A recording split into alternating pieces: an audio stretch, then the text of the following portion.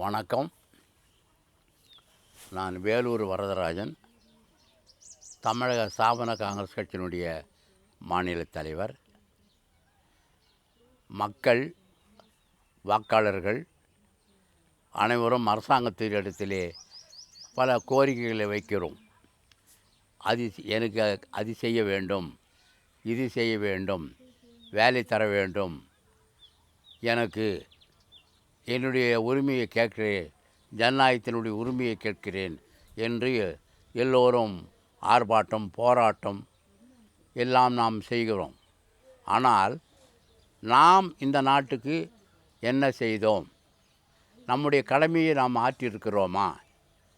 முதலில் சுகாதாரமான முறையில் வாழ்வதற்கு நம்மை சுற்று வட்டாரத்தை ஏற்படுத்தி கொண்டு இருக்கிறோமா என்பதனை இந்த நாட்டு மக்கள் அரசாங்கத்தை கேள்வி கேட்பது போன்றே இந்த நாட்டுக்கு நம்ம என்ன செய்திருக்கிறோம்? மரங்களை வளர்த்திருக்கிறோமா? நீர்நிலைகளை நீர் நிரப்புவதற்கு வேண்டிய சூழ்நிலையை உருவாக்கி இருக்கிறோமா? இப்பொழுது மழை அதிக அளவு பெய்ஞ்சது. 40,000 ஏரிகள் இருக்கிறது என்று சொல்கிறார்கள். முழு ஏரி நிரம்பியது ஒரு கால்வாசி கூட இருக்காது.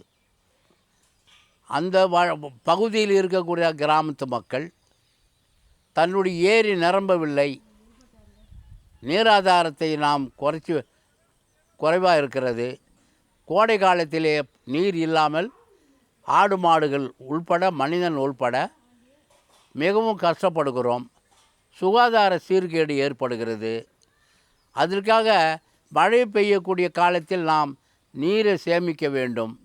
அதற்கு வேண்டிய ஏற்பாடுகளை நாம் செய்ய வேண்டிய ஒரு உணர்வு நாட்டு மக்கள் மத்தியில் கிராம அனைவரிடத்திலும் வர வேண்டும்.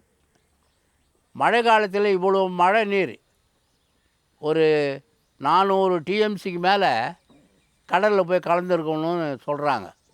400-500 டிஎம்சி கூட வெள்ளப்பெருக்கினால் சேதாரம் ஏற்பட்டு பயிர்களெல்லாம் அழிஞ்சு கடல்லையும் கலந்து விளை நிலையங்களிலும் நாசமாகி போயிடுச்சு. விவசாயிகள் பூரா ரொம்ப நஷ்டப்பட்டுட்டாங்க. ஆனால் ஏரிங்களில் தண்ணி நிரம்பி கடந்த காலத்திலே மன்னர்கள் காலத்திலே கட்டப்பட்ட நீர்நிலைகள், ஏரிகள், குளங்கள், கம்மாய்கள் அவற்றிலே நாம் நீர் நிரப்ப வேண்டும். ஊர் மக்கள் ஒன்று கூடி செய்ய வேண்டும், அல்லது அரசாங்கத்தை வற்புறுத்த வேண்டும், அல்லது அரசாங்கம் டெண்டர் விட்டு ஏரியை தூர் வாடுறேன் அப்படின்னு சொல்லும்போது ஊர் மக்கள் சென்று நின்று அது ஒழுங்காக வாடுறாங்களா, அதுக்கு எவ்வளோ பணம் ஒதுக்கி இருக்கிறாங்க, அதனுடைய கொள்ளளவு எவ்வளவு, ஏரிக்கரையை பலப்படுத்தியிருக்கிறாங்களா, ஏரியின் கீழே இருக்கக்கூடிய மதுகை சரிப்படுத்தியிருக்கிறாங்களா அப்படின்னு அந்த மக்கள் போய் பார்க்கணும். நம்முடைய கடமை இல்லையா? விவசாயத்துக்கும் குடிநீருக்கும் கால்நடைக்கும் அத்தனைக்கும் அது தேவைப்படுது. இப்போ கோடை காலம் ஆரம்பிச்சிடுச்சு. முன்ன வெள்ளப்பெருக்கினால் மக்கள் நஷ்டப்பட்டாங்க, துன்பப்பட்டாங்க. இப்போது வறட்சினால் லாரியில் தண்ணி கொண்டாந்து விடு, அது ஒரு தொழில் திமுகவுக்கு. வறட்சி, வெள்ளப்பெருக்கு, இது ரெண்டையும் நாம் என்ன செய்கிறோம்? நாம் செய்யணும். நம்ம பகுதியில் என்ன செய்யணும்? நம்ம ஏரி நிரம்பி இருக்கிறதா? ஏன் நிரம்பலை? குளம் குட்டைங்கள்லாம் நிரம்பி இருக்கிறதா? மழை காலத்தில் நாம் அது ஏன் செய்யலை? பாலாத்தில் இப்போன்று பல ஆறுகளில் ரசாயன கழிவுகளை கொண்டு வந்து விட்டு அந்த ஆற்றையே நாசம் பண்ணிட்டாங்க. இப்போ பாலாத்தில் கூட அவ்வளோ கொடுமையான ஒரு விஷத்தன்மையான தண்ணீராக மாறிடுச்சு. மொத்தத்தையும் தண்ணியை தேக்கி வச்சு அந்த தண்ணியை மழை காலங்களில் தண்ணியோடு அந்த ரசாயனத்தையும் நுரத்தள்ளின்னு வர மாதிரி விட்டுடுறாங்க. ஆடு மாடுகள், மனிதர்கள், தோல் சம்பந்தமான வியாதி, விவசாயம் நாசம், விவசாயத்தினுடைய விளைபொருள் அத்தனையும் விஷத்தன்மையாக மாறிடுது.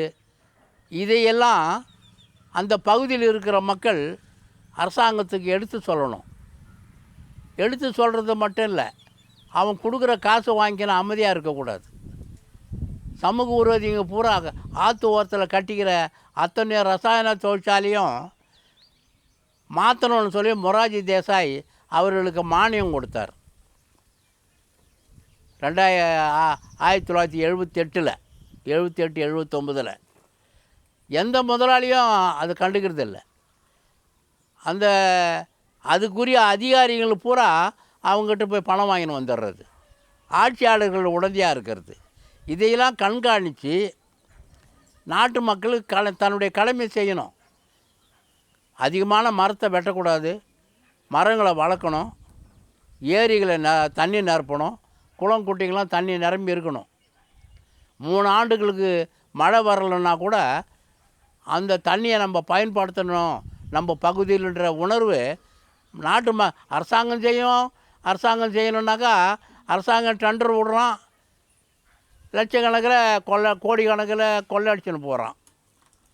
எடுத்த தூர் வாரின மாதிரியும் மதுகு கட்டின மாதிரியும் தண்ணி நிரப்பின மாதிரியும் செய்கிறான். கட்டடங்களை கட்டுறான்னா அவன் 50% 60% தான், மீதியெல்லாம் எல்லாம் கொள்ளை அடிச்சிட்றான். அது நெடுஞ்சாலைத்துறையாக இருந்தாலும் வருவாய் எல்லா துறைகளிலுமே. அதுக்கு தான் எம்பி எம்எல்ஏ வந்ததுமே தனக்கு என்ன வருமானம் வருதுன்னு அவன் பார்க்குறான். இப்போ கூட நம்முடைய எம்எல்ஏ எம்பிங்க இப்போ வராங்க, அடுத்த வருஷம் தேர்தல் வர்றதுனால இப்போ வராங்க. ஒரு எம்எல்ஏவுக்கு 5 கோடி ஒதுக்கி கொடுத்துருக்குறாங்க, ஒரு எம்பிக்கு ஒரு ஆண்டுக்கு 5 கோடி ஒதுக்கி கொடுத்துருக்குறாங்க. அந்த பணத்தை பூரா செலவு பண்ணுறாங்களான்ட்டு பார்க்கணும். நம்ம அந்த பகுதியை சார்ந்த மக்கள், வாக்கு அளித்த மக்கள் பார்க்கணும்.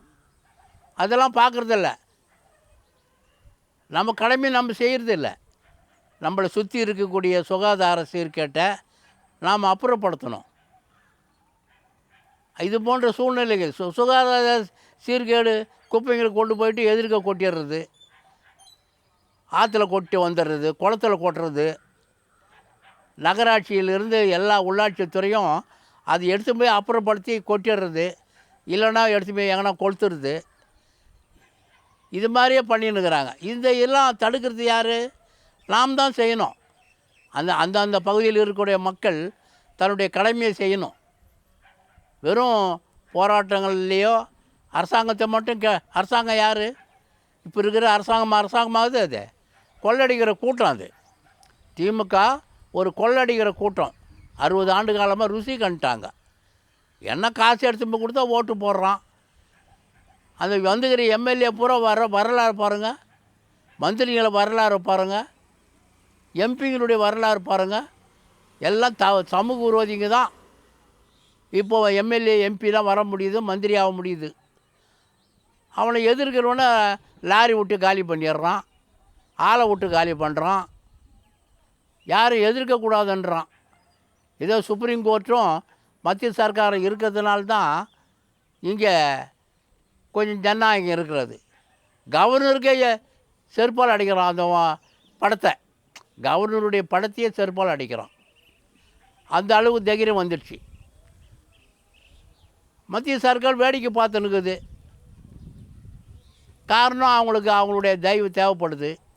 மோடியும் அமித்ஷாவும் இருக்கிற வரைக்கும் திமுகவுக்கு ஒன்றும் பயமே இல்லை. எனவே மக்கள் தன்னுடைய கடமையை செய்யணும்.